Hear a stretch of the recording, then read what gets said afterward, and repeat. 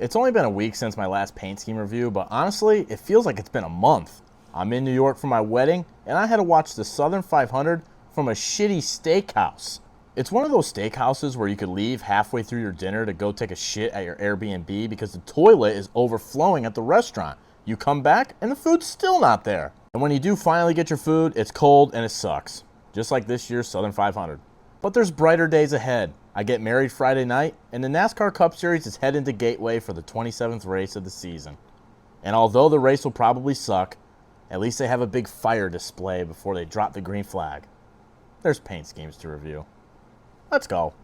Last weekend, Ross Chastain made his 250th start in a badass retro-style paint scheme, and I had U.S. currency on him. What did that equate to? An 11th place finish. Thanks for nothing. 10. Austin Syndrome had a totally legitimate win at Gateway last year when his teammate ran out of gas and blew up on the last lap. All jokes aside, he actually does run pretty good at Gateway. Car's ugly as fuck, though. 3. And here I thought Dow was done pissing their money on Austin Dillon. Supposedly Dayglow is the leader in daylight fluorescent pigment. Whatever that means. Car fucks, though. Looks like somebody did acid. Emphasis on the ass for Austin Dillon. 10. Noah Gragson finished 14th at Darlington. Pretty decent day. Until you realize he hasn't finished inside of the top 20 since Memorial Day. This guy probably got white girl wasted celebrating that finish. 7. So I figured out what the problem with Kyle Larson is. Hendrick sucks right now. Glaze on. 10. If Brad Keselowski doesn't show up to Gateway in a fire suit that looks like the arms and legs have been burnt off, they're not dedicated to the bit enough. 10. I saw on Twitter the other day that Daniel Suarez has updated his LinkedIn profile to say that he's racing for Spire Motorsports next year. Then again, I probably got downforted because I also saw a rumor that Ricky Stenhouse is going to take over the 7 ride. All I know is that I'm happy because it seems like all the bitching I've done about Justin Haley has set into somebody's mind. Have fun installing wiper blades at Napa next year, Justin. 3. They came out with a promotion last week at Cheddar's that if Kyle Busch finished in the top 8, everyone would get free chips and queso. Of course, in last week's review, I said, there's not a chance in hell of that ever happening. And then he goes out and does it in the first race. Can we do a free bourbon deal next? 4. It's pretty amazing that Chase Elliott went from a second place finish in the regular season standings to now just +9 above the cut line. I would say it's just because Chase Elliott sucks, but I actually feel bad for him. I just wish they'd lay down the crack pipe over at NASCAR headquarters and get rid of the playoffs. 4. One thing in NASCAR that I haven't really been able to figure out is why every gambling or sportsbook sponsorship is always with the shittiest drivers. I mean, DraftKings is great, the paint scheme fucks, but Ty Dillon? Somebody please get me this guy's 16-leg NFL parlay for this weekend. Guarantee he doesn't have one. Spend your sponsorship dollars with someone that actually gambles. Like me. 10. You gotta give Denny a little bit of credit. He just had another baby. He's going through a bunch of stress with all this lawsuit bullshit, but he still has 4 wins and will probably finish 5th in the championship. Pretty impressive. 9. I've never seen a guy more confident in a pick to win than my buddy picking Ryan Blaney the other night. Now he's down at the gas station asking people for spare change. Good job. 9.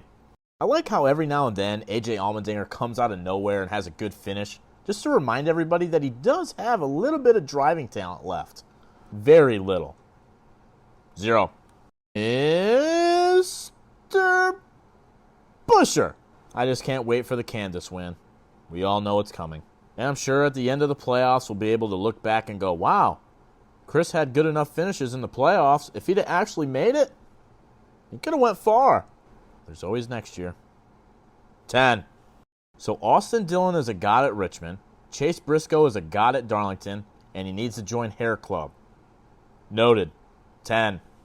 Christopher Bell is another great example of how great this playoff system is. 3 wins, one of the best drivers all year. Had a shitty finish at Darlington, now he's only 11 points above the cut line. Hell yeah. 10. Joshy! Or should I name you Greg? Josh was having a great race for like half a lap. 9. Joey's going to be laughing at us all on Sunday because I just know he's going to fall into a win. Prepare yourselves. 5. 23XI was too busy calling Joe Gibbs an asshole in the courtroom this week, so they didn't get a chance to upload their paint schemes to NASCAR.com. Bubba's also not sponsored by McDonald's this weekend, so I'm not contractually obligated to give a fuck. But did you guys see Aaron Blaney's latest TikTok? Willie B fumbled. 6. I'm really sad to announce that the autograph Todd Gilliland left on the bottom of my right shoe at Daytona is officially long gone. But our friendship will live on forever. And hey, at least your car still fucks. 10. Here's your weekly reminder that Riley Herbst doesn't exist. Zane Smith does, though. 8. Supposedly the new rumor is that Haas is going to switch over to Chevy next year. I'm just left wondering, what is the benefit of that? Do you want to take over Colleague to be the shittiest Chevy team? I just don't get it. I would go for some Andys right now, though. 10. John Hunter Nemechek had the best cup race of his life last weekend. I know I've given John and Legacy Motor Club a lot of shit over the years, but damn are they building. They might actually be a race-winning team next year. Or they'll fall off the face of planet Earth and die. 8. Hold on, let me get this straight again. Austin Dillon's a god at Richmond. Chase Briscoe's a god at Darlington. He needs to join Hair Club. And Eric Jones is also a god at Darlington. And he doesn't need to join Hair Club. Yet. And his car's ugly. 3. And Ricky's back to running the AI-generated Los Angeles Rams logo. Now I understand the rumors about him heading to Spire. If I had to drive a car this ugly, I'd be looking elsewhere too. 0. Eli! I think Hendrick might have bought Bowman's pit crew off of Temu. 8. Let's talk about Joe Gibbs Racing. Denny Hamlin, 4 wins. Absolutely going to make it to the next round. Chase Briscoe, 2 wins. Locked into the next round.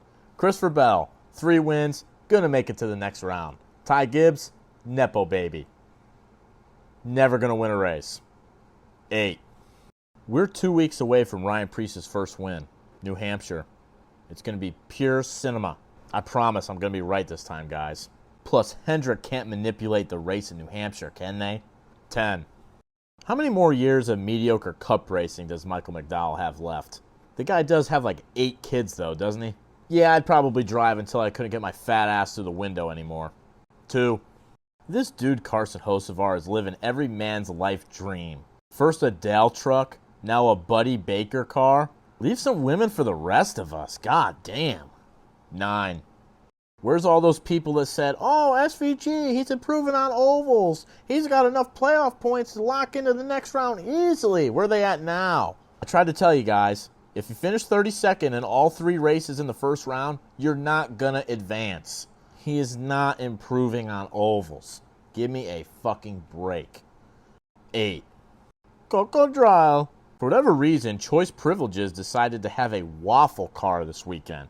I'm just glad they stuck to a regular waffle and not a blue waffle, because that would be downright disgusting.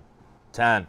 And the Pit Stop Diecast Paint Scheme of the Week goes to the Waffle Wagon.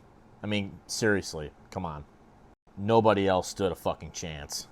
Here's this week's top 3. I probably won't have an Xfinity review this week. I have a lot going on with this wedding. Rehearsal dinner tomorrow night, wedding Friday. So I probably won't get any time. But make sure Friday night you check out the Pit Stop. He's going to do $2,000 worth of giveaways in his show on Whatnot. Friday night, 6 o'clock. Thank you guys for everything. Love you all. Next time I make a video, I'll be a married man. Later.